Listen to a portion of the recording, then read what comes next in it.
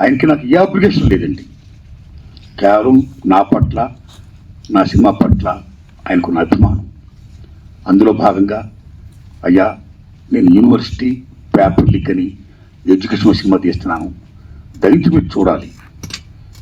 చూడటమే కాదు, మీకు ఏమాత్రం నచ్చినా దయచేసి ప్రమోట్ చేసి నా సినిమా ప్రజలకు రీచ్ అయ్యేటట్టుగా హెల్ప్ చేయాలి అని నేను విజ్ఞప్తి చేయడం, నా విజ్ఞప్తిని మన్నించి ఆయన అమూల్యమైన టైం కూడా నా కోసం ఇచ్చించి నా సినిమాను చూసి ఈవేళ నా సినిమా గురించి ఆయన మాట్లాడుతున్నారంటే ఆయన నా హృదయపూర్వకంగా ధన్యవాదాలు చెప్తున్నాను.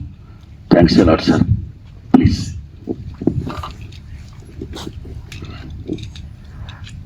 ఆయన ప్రేమతో చెప్తున్నారు, కానీ యాక్చువల్గా ఆ రోజు నేను ఆయన కలిసినప్పుడు, అంటే ఎప్పటి నుంచో నేను ప్రియంలో సినిమాలో రాకముందు నుంచి, ఎందుకంటే ఆయనది 32 సినిమాల ప్రయాణం, అదేమి చిన్న ప్రయాణం కాదు. నేను ఎందుకు ఆ మాట చెప్పానంటే, ఆయన సినిమా ఆడటం ఆడకపోవటం అనేది తీసి పక్కన పెట్టి ఆయన వన్ మ్యాన్ ఆర్మీ. ఆయన దాంట్లో రాజు ఆయనే, సైన్యాధిపతి ఆయనే, సైనికుడు ఆయనే, అన్నీ ఆయనే. సో ఒక్క మనిషి సినిమా ఆలోచన పుట్టడం దగ్గర నుంచి దాని ఎగ్జిక్యూషను, దాని తాలూకు రిలీజ్ వరకు సినిమాని తీసుకెళ్ళి జనం ముందుకి థియేటర్లో సినిమాని ఒకే ఒక వ్యక్తి ఇంత ప్రయత్నం చేస్తున్నారంటే, అది కూడా ఖచ్చితంగా ఏదో ఒక కారణం ఉండి తీరాలి సినిమాకి. దానికి ఖచ్చితంగా ఏదో ఒక ప్రయోజనం ఉండి తీరాలి. ఒక మాట మనం ఖచ్చితంగా మాట్లాడాలి, ఆ మాట వినపడాలి. అంటే నొక్కబడే గొంతుల గురించి మాట్లాడడానికి ఒక గొంతు ఉంది, ఆ గొంతు అందరికీ వినపడాలి. అది మనకు నచ్చచ్చు, నచ్చకపోవచ్చు, దాంతో మనం ఏకీభవించవచ్చు, ఏకీభవించకపోవచ్చు, కానీ వాళ్ళు మాట్లాడాల్సిన అవసరం ఉంది, అది మనం వినాల్సిన అవసరం కూడా ఉంది. లేకపోతే ఏం జరుగుతుందంటే, ప్రపంచంలో ఏకపక్ష ధోరణి అనేది రావటం మూలంగా రాబోయే జనరేషన్స్ చాలా సంకుచితంగా తయారైపోతారు. సో అందుకని విభిన్నమైనటువంటి గొంతులు, విభిన్నమైన అభిప్రాయాలు, వీటిల్లోనే బ్యూటీ ఉంది. సో అలాంటి ఒక పార్శ్వం, అలాంటి ఒక అందం ఆర్ నారాయణమూర్తి గారి సొంతం. అది ఆయన తాలూకు శైలి, అది ప్రత్యేకం. ఇప్పుడు ఈ సినిమాకి వచ్చినప్పుడు కూడా నేను సినిమా ఎలా ఉంది అని ఒకే ఒక మాటలో చెప్పాలంటే, నేను 2.5 గంటల పాటు వచ్చి ఫస్ట్ కార్డు పడిన వెంటనే 162 నిమిషాలు అనగానే నేను కొంచెం భయపడ్డా. అయ్యో బాబు 2 గంటల 40 నిమిషాలు ఇప్పుడు కూర్చొని చూడాలా మనం ఈ సినిమా, ఫస్ట్ వచ్చే భయం. ఎందుకంటే కరోనా తర్వాత అందరికీ కూడా ఏ సినిమాని కూడా 20 నిమిషాల మించి 30 నిమిషాల మించి చూడలేనటువంటి ఒక, ఏమంటారు దాన్ని, ఒక అది యాంగ్జైటీ అనాలా, అసహనం అనాలా, అలాంటి పరిస్థితిలో ఉంది ప్రపంచం మొత్తం. అలాంటి సినిమాని 2 గంటల సినిమా, 2 hours ఇప్పుడు నేను చూసింది, 2 గంటల సినిమా చూస్తే, క్షమించాలి సమయం తప్పుగా చెప్పా, 2 గంటల సినిమా చూసినప్పుడు నాకు చాలా ఫాస్ట్గా పరిగెత్తి వెళ్ళిపోయింది, సినిమా అయిపోయింది. దాంతో విషయం, ఇందులో ఉన్న విషయం, పేపర్ లీకులు, యూనివర్సిటీలు లేదంటే కాలేజీ రోజుల నుంచి విద్యాబోధన ఇంగ్లీష్లో జరగాల, తెలుగులో జరగాల, విద్యార్థులు ఉద్యోగాల కోసం, జాబ్ క్యాలెండర్ల కోసం వెయిట్ చేయటం, అక్కడ కూడా లంచాలు ఇచ్చిన వాళ్ళకి ఉద్యోగాలు వస్తుంటే మిగతా తాలూకు స్టూడెంట్లు కానీ మిగతా వాళ్ళ తాలూకు నిస్పృహ, ఇందులో ఏది కూడా మన ఇమీడియట్గా ఉత్తేజపరిచే అంశాలు కాదు, ఏదో ఆలోచింపజేసేవు లేదా నిరాశపరిచే అంశాలు అయినప్పటికీ కూడా సినిమాని చాలా బలంగా పట్టుగా నడిపించారు. నేను అనుకోవటం మీ సిన్సియారిటీ అనుకుంటున్నాను. కేవలం మీ సిన్సియారిటీ మూలంగానే మనకి లోపల ఏదైనా ఒక లాంగ్వేజ్ వచ్చే లోపే మీ సిన్సియారిటీ వల్ల, బ్రదర్ ఒక్క నిమిషం, అంటే మాకు ఏదైనా లోపల ఒక లాంగ్వేజ్ వచ్చే లోపే మీ సిన్సియారిటీ వల్ల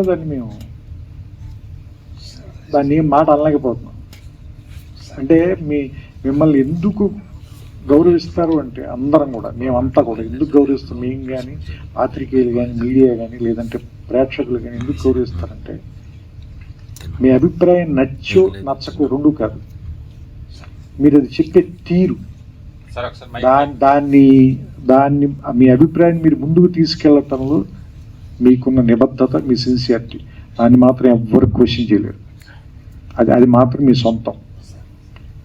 అలాంటి వాటి కోసమే నేను ఇప్పుడు వచ్చి మీ పక్కన నుంచున్నా. కేవలం ఏంటంటే మీ నిబద్ధత నచ్చే దానికి గౌరవం ఇచ్చే. ఎందుకంటే ఇంతలా రాజీ పడకుండా బతకటం అందరి వల్ల సాధ్యం కాదు, నా వల్ల కూడా. నేను చాలాసార్లు రాజీ పడ్డాను. సో అందుకని ఏంటంటే ఇలా రాజీ పడకుండా బతకటం అందరి వల్ల అవ్వదు, కొంత జెలసీ కూడా ఉంది నాకు.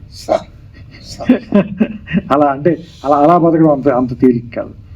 సో అందుకని ఆయన పక్కన నిలబడి ఆయన నా అమూల్యమైన సమయం అన్నారు, కానీ ఆయన తన సమయాన్ని వెచ్చిచ్చి నాకు సినిమా చూపించినందుకు, ఈ సినిమా గురించి నన్ను మాట్లాడమని నాకు అవకాశం కల్పించినందుకు నేను మనస్ఫూర్తిగా ఆయన కృతజ్ఞతలు చెప్తున్నాను. ఈ సినిమా రేపు ఈ నెల ఆగస్టు 22వ తారీఖున రిలీజ్ అవుతుంది. దీన్ని థియేటర్లో చూడండి. ఇలాంటి సినిమాలు ఎందుకు బతకాలి అంటే ఆర్ నారాయణమూర్తి గారు మరిన్ని సినిమాలు ఇంకా తీయాలి. ఎందుకంటే అర్ధరాత్రి స్వతంత్రం నాకు తెలుసు, ఒరే రిక్షా నాకు తెలుసు, చాలా సూపర్ హిట్లు కొట్టారు మీరు.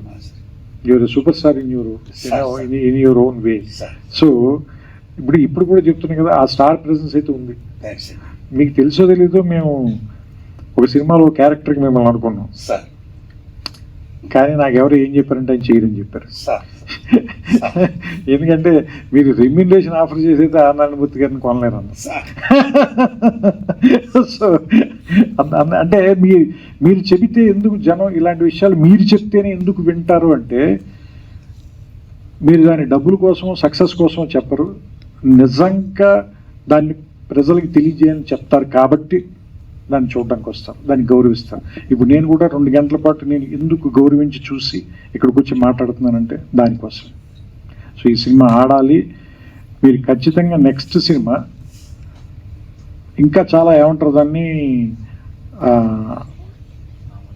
కొంచెం ఎక్కువ డబ్బులు ఖర్చు పెట్టి ఇంకా మంచి ప్రొడక్షన్ వాల్యూస్తో తీయటానికి అవకాశం కలిగేలాంటి డబ్బులు ఈ సినిమా మీకు ఇవ్వాలని, అలాంటి సక్సెస్ వస్తుందని నేను కోరుకుంటూ, ఎస్పెషల్ ఇందులో నాకు ఆ గద్దర్ గారి పాట బాగా నచ్చింది. అది గద్దర్ గారు రాశారు, మీరు చెప్పిన తర్వాత నాకు ఇంకా ఆనందం వేసింది, ఎందుకంటే నాకు ఇష్టమైన రచయిత ఆయన.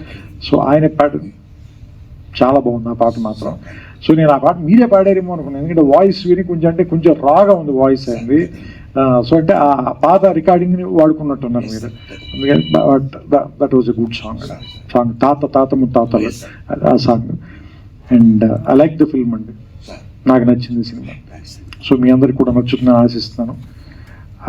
మరోసారి మా కోసం ఇంత రాత్రి సమయం వరకు వెయిట్ చేసిన పాత్రికేయులందరికీ కూడా నా కృతజ్ఞతలు చెప్పుకుంటూ నాకు అవకాశం ఇచ్చిన నారాయణమూర్తి గారికి మనస్ఫూర్తిగా నా అభినందనలు.